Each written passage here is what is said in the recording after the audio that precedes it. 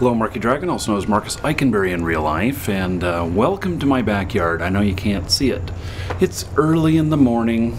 You know, I'm an early person to get up all the time, and it's just like I have this internal motor that just drives me to get up and go forth and do stuff.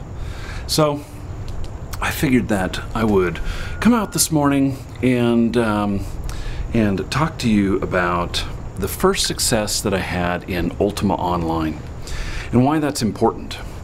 So I was watching last night. I was watching this podcast that had like Cynical Brit, it had Jesse Cox, and a couple other people in it, and they were talking about RMT. And they were talking about it as if they were apologetic for having made money in Diablo 2 back in the day. And I thought to myself, I don't know why they're being so apologetic.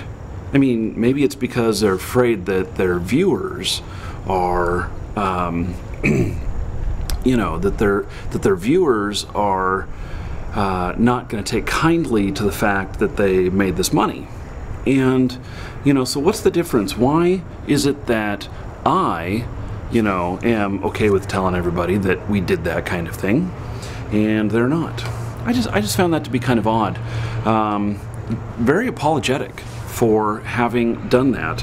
And it wasn't Jesse Cox, and it wasn't Total Biscuit. It was, oh gosh, Sly McAllister. I can't remember his name, honestly. He's somebody who I had not encountered before, who I had not seen his stuff before.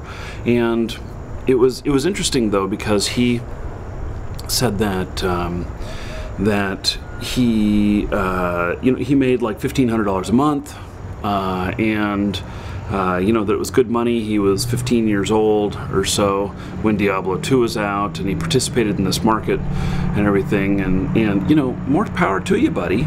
The only correction I'd have is that they kept saying it was illegal. It's not illegal.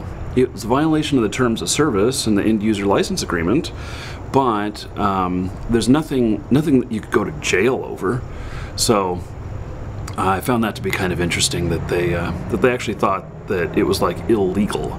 But anything that's illegal, you go to jail for. Anything that's you know, just a violation of the terms of how a company wants to operate becomes a civil matter, not a criminal matter. And in order to go to jail, it has to be criminal. So, but it got me thinking. So, you know, back in the day, and I've told this story a few times, but the difference is this time is that really this has to do with, you know, how I was thinking as an entrepreneur, and you know, how I ended up doing this stuff. And I can tell you that when Ultima Online was announced, I had played many of the Ultimas, and I'd played like Ultima 5 through 8 or 9, and I started on Ultima 5 on a old XT computer, and so an XT computer, you know, it was some of the first home versions of computers, but they weren't affordable like they are nowadays. You paid at least $10,000 for one brand new, and typically we had an amber screen, and so it was, you know, it's just like black and white TVs, except that the color was amber, and so this amber would be, you know, what was lit up and what you saw whenever you were doing anything on the screen, and everything was text. And so now with these things that you see in Google Plus with people making the pictures and the comments, I can tell you that they're using high-bit ASCII characters, and those were first introduced back all the way, you know, probably before the XT computer, and it was a way of text, creating symbols with text, and then people started to make art with them. So anyway, this is back what I was playing with in the day, and it was pretty incredible. I mean, it was all stick figures, I mean, and I left a lot up to my imagination. Well, as I got older, I knew that I was an entrepreneur and everything, and you know, Ultima Online came out in 1997, and in 1997 I was 26 years old. Now, I had already had a few successful things by this point, and I wasn't necessarily looking for the next thing, but something kind of funny happened, which was that well, I had my computer store at the same time, and due to, you know, mistakes that I had made and everything, not being good with money and stuff, you know, I made some mistakes in there, and that was going down the tubes. And it was right before the end of that we got into the beta, and the beta was pretty incredible. It was you know, something new, something magical, something that I looked at and I said, holy cow. And my mind works in such a way that I'm an optimist most of the time, and I see opportunity everywhere. And opportunity doesn't mean money. Opportunity just means that maybe there's something that whatever I'm looking at can be used for benefit. And whether that's for my benefit, or whether that's for benefit of a company, or whether that's for benefit of customers or community, family, anything. And so I was playing Ultima pretty hardcore, and it didn't take long.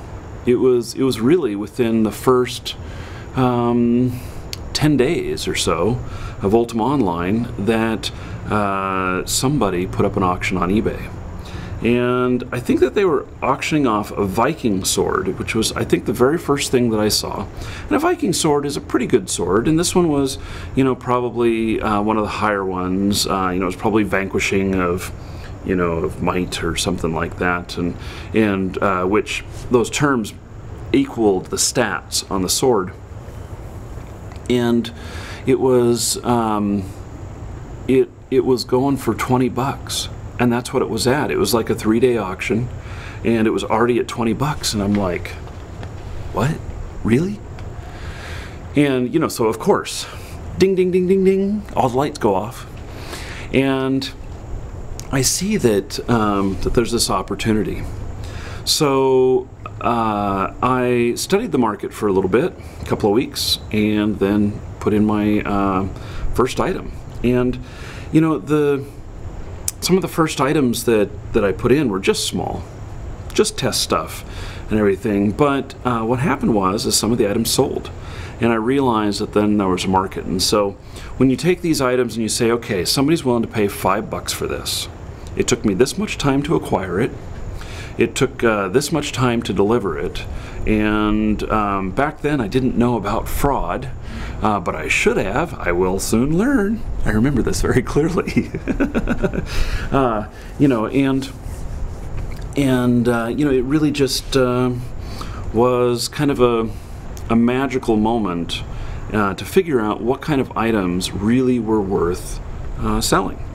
So at this point, I started an Excel spreadsheet that really kind of just started cataloging all of these items, and just kind of following what the values were of things, and what was hot on the market, what I perceived was being looked for and not found. And I did a lot of research on, you know, items that had sold. And so that's really what I cared about. Is I didn't care about what people were asking for on the auctions or how much bids they were up to. What really mattered is whether or not they had sold, and how much they had sold for, whether or not they were a buy it now or an auction. And I can remember that that this was my first experience with figuring out that markets in MMOs drop, and that events are tied directly to things that happen in the MMOs as to the real world value.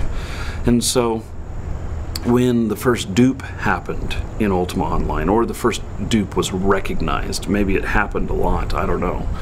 That on a massive scale, that the economy plummeted in the game. And so these items that were harder to get had now been duplicated. And so let's say that all the items doubled. Well, the value of the stuff on eBay, it didn't drop in half, but you could see the impact on it, definitely. My apologies if it's really windy out here. Yeah, you can't see. We have a little bit of white caps on the lake this morning. I can hear them. I can't see them though.